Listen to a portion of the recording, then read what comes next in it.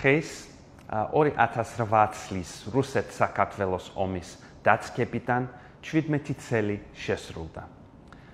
ვისმენებთ მათ, ვინც ამ ომს შეეცირა და ასევე ყველა იმ იძულებით გადაადგილებულ პირს, რომლებსაც რუსეთის აგრესიის გამო საკუთარი სახლების მიტოვება მოუწიათ.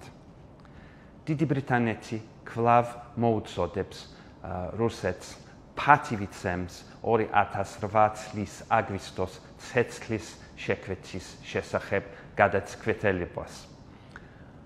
ჩვენი მხარდაჭერა საქართველოს სუვერენიტეტისა და ტერიტორიული მთლიანობის მიმართ ურყევია. ამ აგვისტოს 1 წელი შესრულდა, რაც მე დავიწყე ჩემი საქმიანობა როგორც მისი უდიდებულესობის ელჩმა საქართველოში. ამ პერიოდში ვეცრიე სოფელ ერგნეტს, რომელიც მდებარეობს ადმინისტრაციულ საზღვაო ხაზთან სამხრეთ ოსეთში, ასევე ვეცრიე ენგურის ხიდს, რომელიც რიონზე გადადის აფხაზეთის მიმართულებით. მქონდა შესაძლებლობა მესაუბრა უბრალოდ კონფლიქტით დაზარალებულ ადამიანებთან, ქალ ელჩებთან მშვიდობისთვის, რომლებიც ადმინისტრაციულ ხაზთან მდებარე სოფლებში ცხოვრობენ და ასევე ახალგაზრდებთან გალის რეგიონიდან.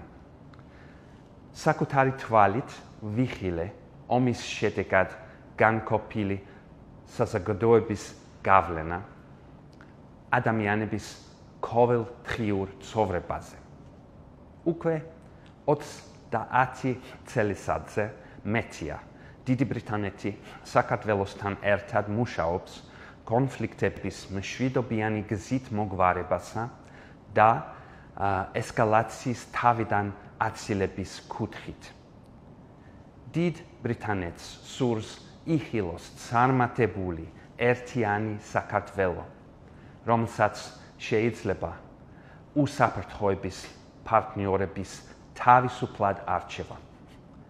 ვწუხართ, როდესაც საქართველოს მთავრობა აკრიტიკებს ევროპის ძალისხმევას, რომელიც მიზნად ისახავს რუსეთის აგრესიის შეკავებას უკრაინასა და ევროპაში.